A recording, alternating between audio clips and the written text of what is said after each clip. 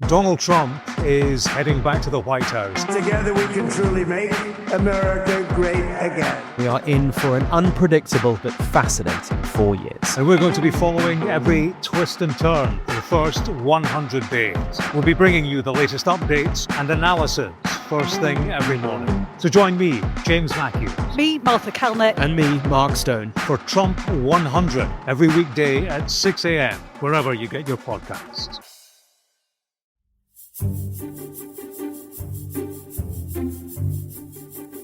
Hello, good morning, and welcome to Thursday's edition of the podcast from Sky News and Politico that gives you everything you need about the day ahead in British politics in under 20 minutes. My name is Sam Coates of Sky News, and with me is Dan Bloom, political editor of Politico, where minutes ago he just finished editing the morning playbook email. Good morning, Dan. Morning, Sam. It's Thursday, the 23rd of January, and I'm afraid I'm one of a hit parade of guest hosts that you're going to have to put up with after Jack left for that brilliant new job in Washington.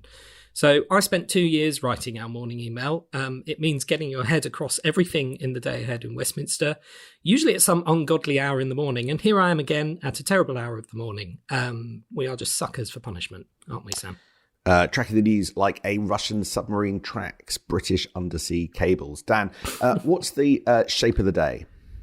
Okay, so let's get the really grim thing in first. A little later on today, from mid-morning, pretty much everyone's attention is going to turn to the sentencing of Axel Rudakubana, who pleaded guilty on Monday to the murder of 3 young girls, as we all know, at a Taylor Swift party in Southport last summer.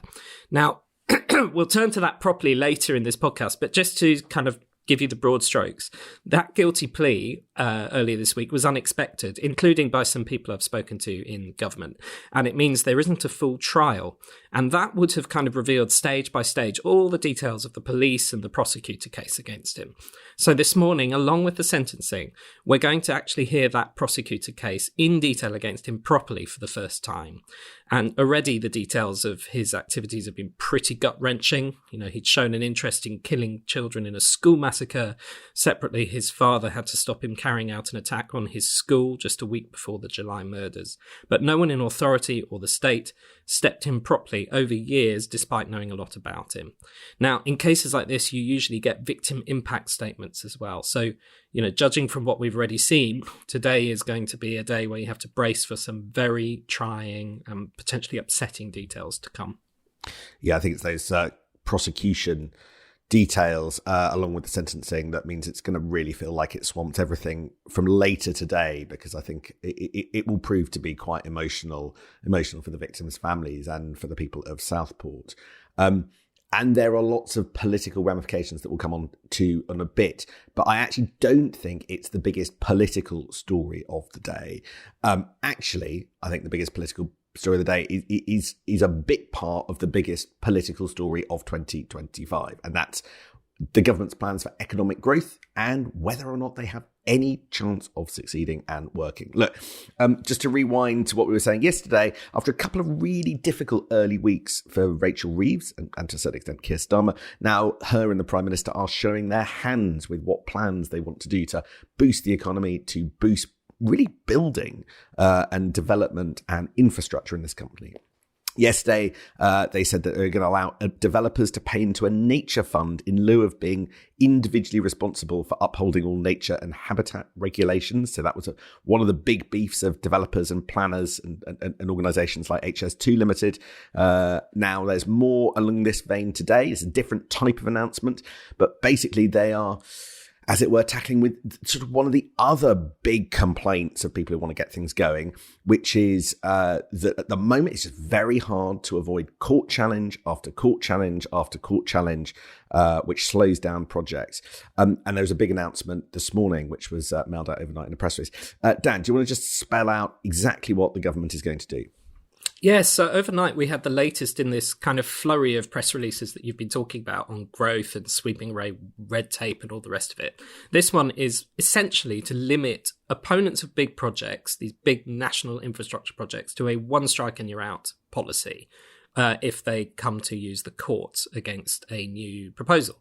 Now, this only applies to national infrastructure. This is not about council planning applications like your neighbour's ugly shed or whatever. But the key fact here is that at the moment, each legal challenge can take 1.5 years to be resolved. There are sort of potentially 3 stages of a legal challenge. And Keir Starmer is saying overnight that he'll limit this to just 1 stage in most cases rather than the normal 3. Now, we should say there are a lot of exemptions to that. If a case is deemed to have some merit, it would still have potentially 2 stages, goes to the Court of Appeal, and even a 3rd if it goes to the Supreme Court.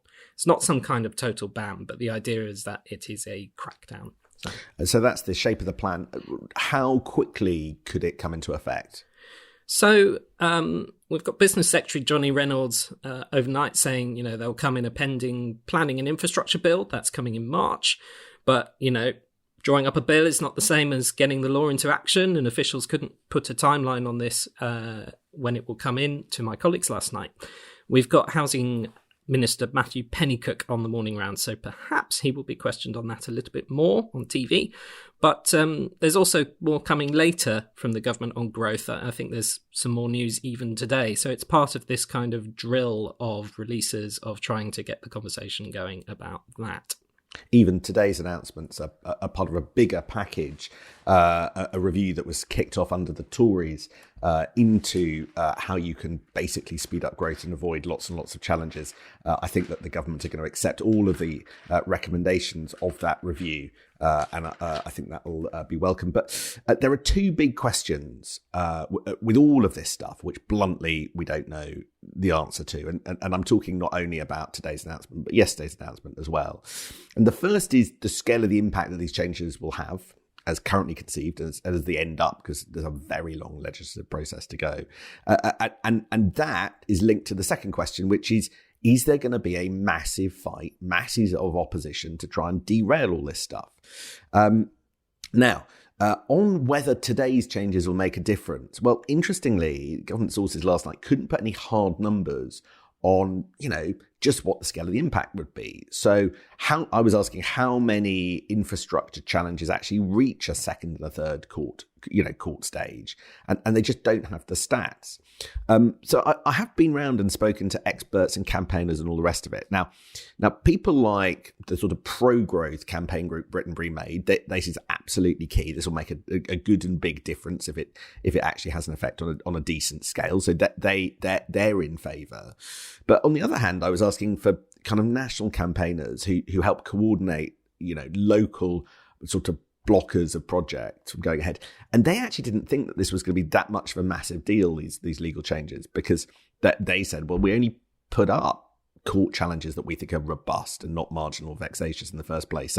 So we're not too concerned about this. So I think this, as with the stuff yesterday, it all comes down to the letter of the legislation, which we haven't seen yet. You've got the press release and the rhetoric, which we'll talk about in a second, but it actually will all come down to the precise wording. And I think the scale of the opposition is key.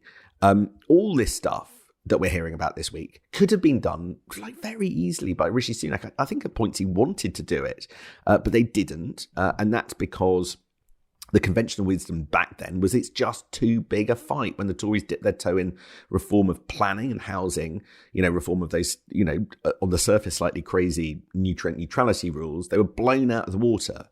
Now, the way the Tories wanted to do that reform seemed pretty crazy, and environmental groups were able to sort of turn on them in force and stop it happening. That was a case study then. The question is whether or not all of those kind of green groups, those NGOs, turn on this package as well. Right now, fascinatingly, they mostly seem to be kind of holding their counsel. They are reserving their options. I was dealing with some of them yesterday, and their line is, look, the bigger picture is you could actually help nature, help the environment if some of this stuff is done smartly, because the alternative is doing what the Tories are calling for today, which is just scrapping all the nature and habitat rules. We don't want to do that. We're happy with something that looks at how you implement these differently. But if the government goes too far in the letter of the legislation, we will come in and whack it. So the government is on notice, and all of kind of Greenland is looking incredibly closely at what's going on. And nobody has really jumped on this one way or the other firmly yet, because there could be a world in which actually that there are more wins for nature than losses, because the system is pretty bad at the moment, and you could just end up with all the rules being swept away. But they could just judge it's gone too far, and then the government will have a mega political fight on its hands. It is all about the backlash, though. Dan, what's the sort of case against? Well, it's interesting that what you say about the Conservatives, because we've had a release overnight saying, this is pretty puny and that we were always better at cutting red tape and that sort of thing. So they spy a fight here. And it seems like, Keir Starmer and a lot of these new Labour MPs who've come in as kind of big, loud yimbys on campus are wanting to have that fight. You just look at his comments around the newspapers. So regardless of some of the holes or the questions about the plan itself and the rhetoric, there's no sign of him being sort of softly. There's sort of Hardman comments in the Mail talking about self-righteous virtue signalling protesters. In the Times, the whims of NIMBYs who've been holding us back for too long. Bloomberg, he's done an interview with them. It talks about disarming those who are hell-bent on slowing down our progress as a nation. It sort of reminds me of when the Tories spent years trying to pare back judicial reviews, that they said, court challengers were holding up things they wanted to do. And this is the same thing with judicial review. Now, the Tories were much wider. It was a much bigger policy. It wasn't just about planning. It was about other very, very contentious issues. But it just strikes me that kind of being in government does something to a person, doesn't it? You get in and suddenly you start getting annoyed at the courts for holding things up and the regulators for not going for enough growth and all the rest of it. And it seems that has well and truly taken hold in Keir Starmer's government. One of the things that's going to determine just how green groups and the rest position themselves is also the rhetoric, and the kind of bellicose rhetoric that you just described across all the papers could actually end up pushing green groups against this, because Keir Starmer to me looks like he's sort of channeling his inner Blair, wanting to have a fight. But I think moderation might be the way that he's able to keep all the bits of the coalition that he needs to keep on side. And he's not going for moderation. He's going for the political win, arguably before he's nailed that down and actually succeeded in his legislative fight. So it strikes me that we're on a journey. He's not quite clear that he's going to win it. And actually, for the sake of a Daily Mail headline and a nice Times leader, and it is a nice Times leading article, he might be creating bigger headaches for himself. There's also sort of early signs of a Labour backlash in this whole area. There's a sort of straw in the wind. On Friday, there's a private members bill. We don't normally care that much about those because they come and they go and then they die. But there are up to 42 Labour MPs currently signed on to vote on something that basically pulls in the opposite direction of the government's plans to on nature and allowing you to pay into a sort of pot of money rather than observe every single nature policy. Right? That's 42 MPs signalling that they would do something differently in the face of a massive whipping operation to try and stop them. So there could well be a really vocal minority in Keir Starmer's own party opposing what he's doing. Would he ignore them? Well, quite possibly yes. But that again won't make the task any easier, particularly as we head into fights around specific projects rather than the kind of overall systems that we've been talking about to now. The biggest of which, I think, is Heathrow. What's happening on Heathrow? Well, that is a very interesting one, because on paper, Heathrow does not have a sort of planning application in the system and so forth. But there have been lots of these noises coming out of the government for the last, couple of days about if they bring one forward, it looks like they would be very positive. And Rachel Reeves has a speech on growth next week, which, we'll all be looking out for some kind of mention of Heathrow there. Today's announcement that we've been talking about, it does cover airports. It doesn't say that in the press release. That's what my colleagues told me. And Heathrow and airports also benefit from some of the other changes that were announced earlier this week. So my colleague Emilio Casalicchio hears that this plan to skip kind of slow and costly nature impact assessments for developments by putting some cash into a pooled pot for national offset projects, that will apply to airports too. So Heathrow could end up sending some cash the way of the Nature Restoration Fund and be quite happy. The question, of course, as you say, is how the rest of the party reacts. And, Boris Johnson, albeit a smaller majority, discovered that if you keep having these rebellions against your majority, it starts to chip away, and suddenly you're not so comfortable anymore. So they can ignore them for now, but it's sort of storing up a problem. And there's the cabinet table, of course, too. Ed Miliband threatened to resign from Gordon Brown's government all that time ago over Heathrow. And my colleague Sam Blewett has spotted that Ed is popping up today. He's doing a visit and an interview with the regional BBC. So perhaps they will ask if he's considering the same thing this time. I should say there's a big question here as to whether it will end up in a vote in the Commons. So the last vote we had in 2018 was, a big news event. And although technically, you don't need a vote for a new planning application on Heathrow, there are officials I've talked to who think that this will happen. And that's for two reasons. The first is that we've had all these legal to and fro's, so it's all a bit murky. The sort of national policy statement might want updating. And then secondly, there's just the political pressure. You've got all these green groups that you're talking about, Sam. You've got some tension within the Labour Party. You've probably got the Lib Dems sounding off and, the Tories saying what they say. So they may just feel compelled to test the will of Parliament because they're a new government. It was a Tory government that approved it in 2018. So all of these stories about growth bubbled up after Rachel Reeves got in trouble with the bond markets and the cost of borrowing going the wrong way. None of that has actually changed, despite all of these announcements, which are actually sort of market pleasing and by and large business pleasing. That doesn't obscure the fact that she's still on course on March the 26th at the spring statement, when she's next assessed by her own effectively financial regulators, to breach her self-imposed borrowing rules, right?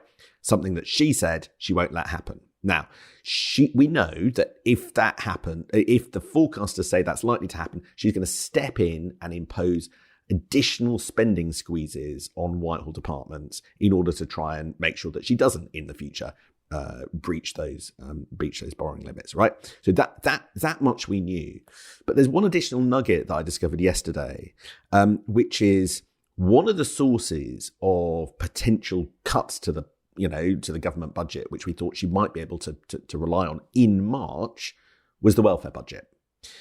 But whilst there is a huge amount of work going on in Liz Kendall's department about looking again at things like disability and benefit, which could be a big political fight, although there is huge amounts going on, and we'll hear about that pretty imminently, I understand that none of that can basically help Rachel Reeves in March. None of that, to use the ugly Treasury jargon, can be scored in March as a saving that helps her basically say she's met her self-imposed borrowing limits, her fiscal rules.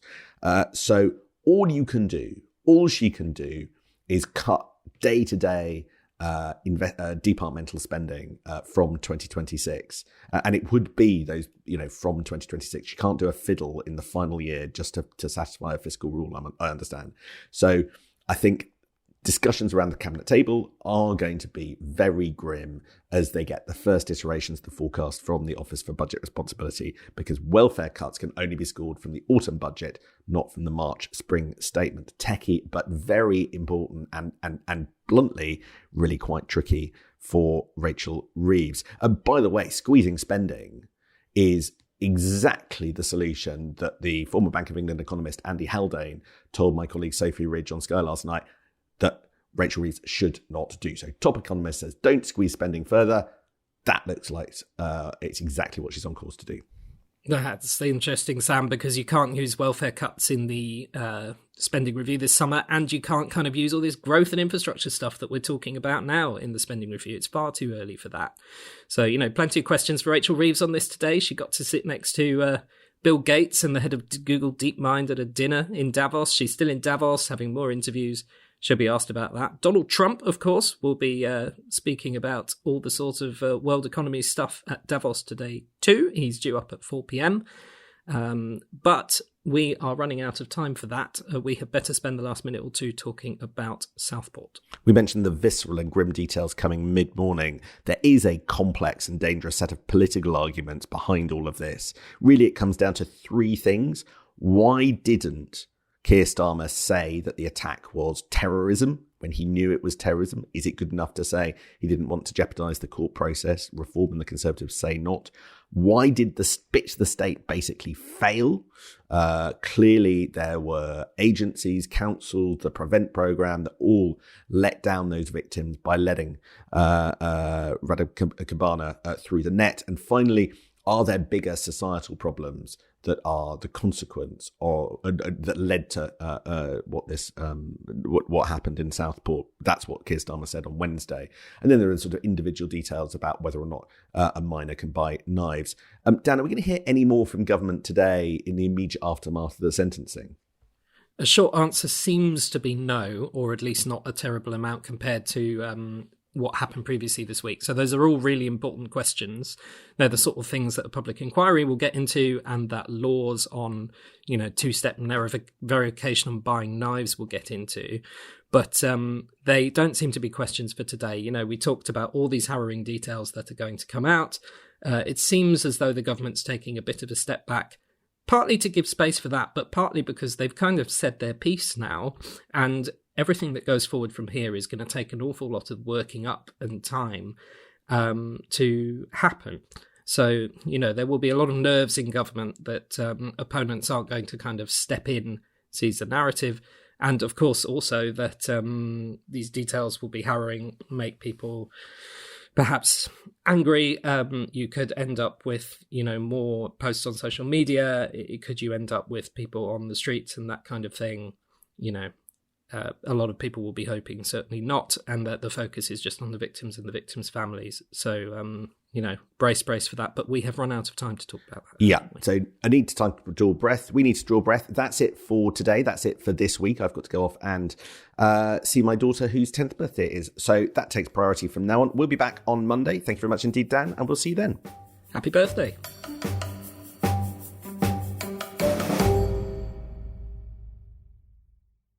Donald Trump is heading back to the White House. Together we can truly make America great again. We are in for an unpredictable but fascinating 4 years. And we're going to be following every twist and turn for the first 100 days. We'll be bringing you the latest updates and analysis first thing every morning. So join me, James Matthews. Me, Martha Kellner. And me, Mark Stone. For Trump 100 every weekday at 6 a.m, wherever you get your podcasts.